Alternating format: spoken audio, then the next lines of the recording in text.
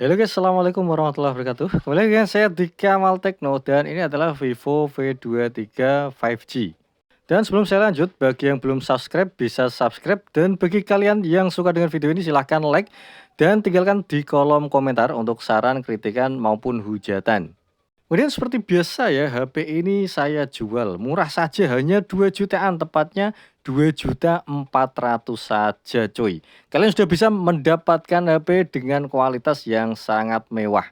Dan di dalam box tentu saja kalian akan mendapatkan unit HP-nya. Oke, kita taruh samping dulu, kemudian kalian akan mendapatkan tatakan HP beserta buku panduan. Dan karena kabel bawaannya sudah rusak ya, maka saya ganti kabel dengan kualitas yang sangat bagus. Dan dilengkapi juga dengan headset bawaan. Kemudian yang selanjutnya adalah charger dengan kapasitas 44 watt dengan teknologi flash charge. Dan yang pertama, mari kita bahas soal fisiknya dulu cuy. By the way, HP ini keluar di tahun 2020-2021. Karena sekarang yang paling baru itu ada Vivo V30. Dan untuk HP dengan umur 2 tahun, saya rasa HP ini cukup mulus dan terawat. Hanya ada goresan-goresan kecil pada frame dan juga pada lubang charge. Di bagian atas juga sama. Dan sepertinya ada dikit banget bekas apa ini Den ya. Untuk detailnya seperti ini sangat kecil banget teman-teman. Nggak ngaruh lah. Untuk bagian lensa kamera juga sangat bersih, tidak ada goresan maupun debu di dalam lensa. Yang artinya untuk hasil foto saya rasa hasilnya tetap maksimal. Dan secara keseluruhan fisik sekitar 90%. Satu yang saya suka dari HP ini soal desainnya teman-teman. Jadi desain frame yang mengotak seperti ini bisa dikatakan mencontoh dari desain iPhone 12 Pro. Sayangnya untuk kamera depan tidak mengadopsi model punch-hole akan tetapi masih menggunakan notch atau poni dengan desain dua buah kamera depan ya, yang sekaligus berfungsi untuk face unlock atau membuka kunci layar menggunakan wajah.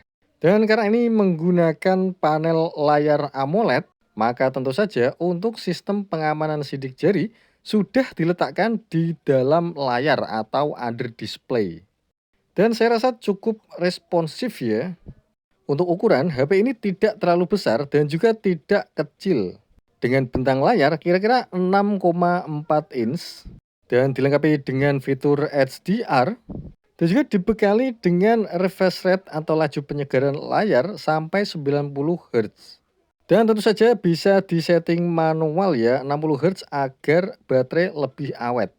Untuk kualitas layarnya mantap pol sih ini.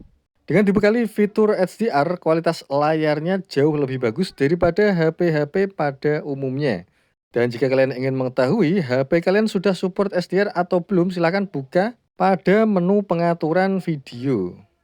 By the way, untuk fitur HDR sendiri, berfungsi untuk menambah pengalaman visual dari pengguna HP tersebut. Dan baru kerasa ketika kalian sandingkan dengan HP yang tidak menggunakan teknologi HDR.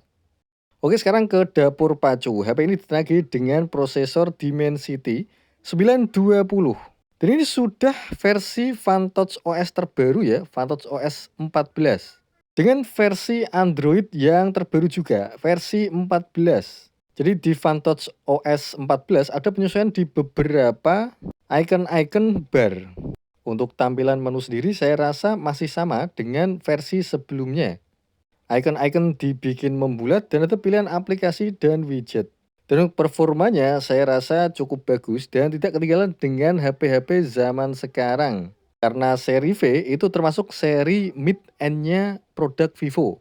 Jadi soal build quality dan proses pembuatannya, saya rasa benar-benar diperhatikan oleh pabrik Vivo sendiri.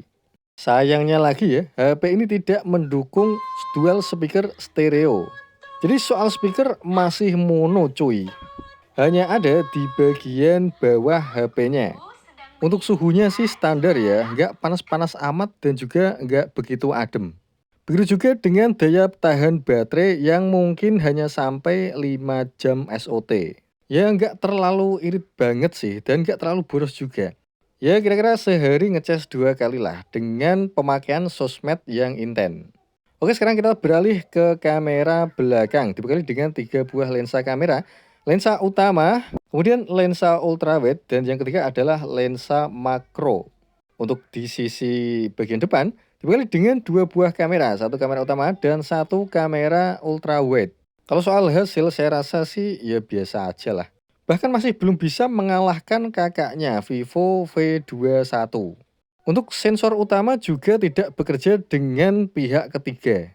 Seperti produk yang seri X itu bekerja sama dengan Zeiss, kemudian Xiaomi bekerja sama dengan Leica, dan karena ini HP seri kelas mid, jadi tidak ada fitur yang seperti itu. Meskipun begitu, hasilnya tidak jelek-jelek amat dan cenderung bisa dinikmati. Rekaman video juga bisa sampai 4K kok. Akan tetapi hanya sampai di 30 fps saja. Begitu juga dengan lensa ultrawide-nya. Untuk perekaman video hanya sampai 1080 30 fps. Untuk 60 fps-nya hanya berfungsi di kamera utama. Dan untuk hasil kamera depannya kira-kira seperti ini.